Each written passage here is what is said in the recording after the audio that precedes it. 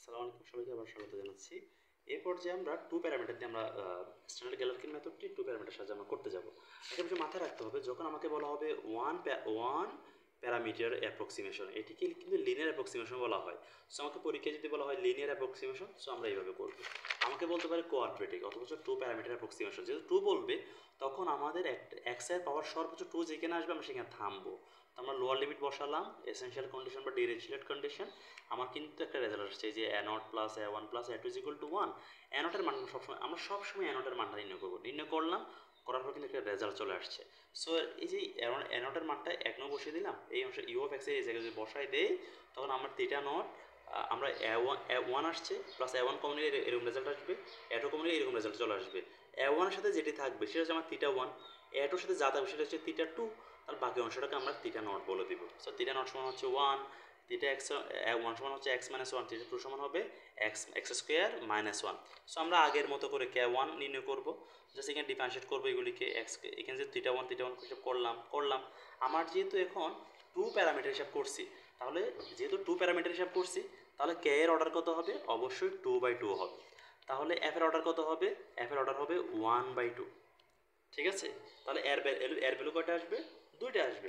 তো এখন আমার কেয়ার অর্ডার যদি টু বাই টু হয়, তখন কেয়ার অর্ডার এরকম কী হবে? কে ওয়ান ওয়ান আসবে, কে ওয়ান টু আসবে, কে টু ওয়ান আসবে, কে টু টু আসবে। এই দুইটা ভ্যালু সবসময় সমান হবে। সেই জন্য আমাকে মানকে কী বের করতে হবে?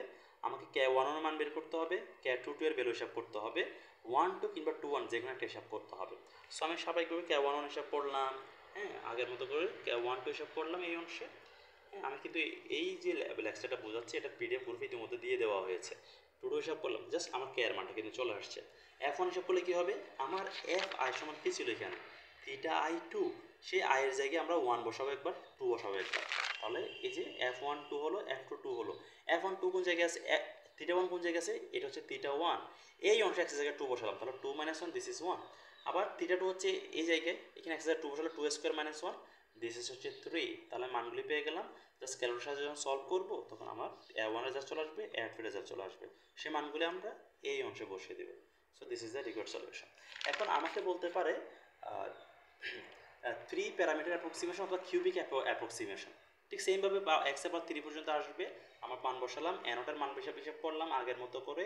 থিটা নটের মান চলে আসছে, theta one, theta two, theta three চলে আসছে। যেহেতু এক্ষেত্রে আমার কিউবিক অ্যাপ্রক্সিমেশন, তাই না, থ্রি প্যারামিটার, তাহলে কেয়ার অর্ডার কত হবে? থ্রি বাই কিন্তু থ্রি হবে।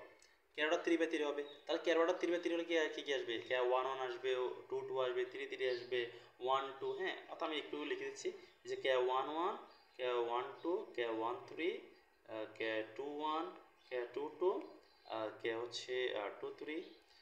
লেখার একটা কারণ আছে, এটা সবাই অবশ্য পারে। থ্রি থ্রি এর রেজাল্ট আসছে। তাহলে আমার আমার এই মানটা আমি বের করবো। দুইটা বের করলাম, তিনটা বের করলাম, এই অংশটা বের করবো, কারণ এটার সাথে এটা সমান, তো এটা বের করার দরকার নেই। এই অংশটা আমি বের করবো, এটার সাথে এটা সমান, একটা বের করলে হবে। এই অংশটার সাথে এই অংশটা সমান। সো আমার এই যে ছয়টা ভ্যালু কিন্তু আমাকে বের করতে হবে। সেই ছয়টা ভ্যালুই আমি বের করলাম।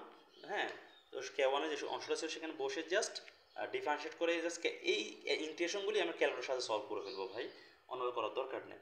এরপর আমাকে কি লাগবে? যেহেতু আমার কে চলে আসছে, এফের অর্ডার কত হবে? এখন এফের অর্ডার অবশ্যই ওয়ান বাই থ্রি হবে, অবশ্যই একটা সারি থাকে। থ্রি যত প্যারামিটার বলা হবে ততটি কলাম আসবে আর কি, ততটি সারি আসবে, কলাম থাকবে একটি। ঠিক আছে, সরি, এটা থ্রি বাই ওয়ান হবে, থ্রি বাই ওয়ান। তো আমি এফ ওয়ান বের করবো। এখন এফ ওয়ান সমান কত হবে? আমার এফ ওয়ান, আমার এফ আই সমান কত ছিল? আমি তো এখানে নির্ণয় করেছিলাম। এফ আই সমান আমার রেজাল্ট আসছে থিটা আই টু। ওয়ান বললে এখানে ওয়ান আসবে, টু বলে টু আসবে, থ্রি বলে থ্রি আসবে।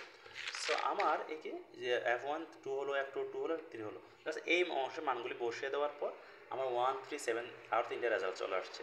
সো থ্রি বাই থ্রি আকারে ম্যাট্রিক্স বা থ্রি বাই থ্রি আকারে সমাধান করে ফেলবো। One a two a three result চলে আসবে, জাস্ট মানগুলি আমরা এই অংশে বসিয়ে দিব। আমার this is a required solution. So এগুলো খুবই ইম্পর্টেন্ট, পরীক্ষায় আসে। সো এখানে দু একটি কথা বলে নেই। পরীক্ষায় এখন আমার লেকচার শেষ, এখানে আমরা যে এখানে কয়েকটা বিষয় আমি আলোচনা করছি। আমার যে প্রিভিয়াস যে কোয়েশনগুলি আসছে সেখানে রেসিডুয়াল মেথডের আমি দুইটা ম্যাথ পেয়েছি, ইলেভেন বেচে চারের বি, পাঁচের বি। এবং কোলোকেশন মেথডে একটা ম্যাথ আসছে ইলেভেন বেসে, সেটা হচ্ছে পাঁচের এক। আবার রিচ মেথডে একটা ম্যাথ আসছিল, সেটা হচ্ছে টেন বেসে সাতের বি। আবার স্টেনর গ্যালারকিনের তিনটা ম্যাথ আসছে, টেন বেসে আসছে দুইটা, দুইয়ের বি, সাতের এ, তারপর হচ্ছে ইলেভেনের 4 এ। এগুলো হচ্ছে আমি মোটামুটি বুঝাইছি। এর বাইরে আরও কিছু কিছু ম্যাথ আছে যেগুলি রেসিডুয়াল, হ্যাঁ, তারপর হচ্ছে কোলোকেশন আর রেঞ্জ মেথড দিয়ে করা যায়। যেমন 11 বেসের 5-এর এ, 5-এর বি, 4 এ, 10 বেসের 7-এর বি।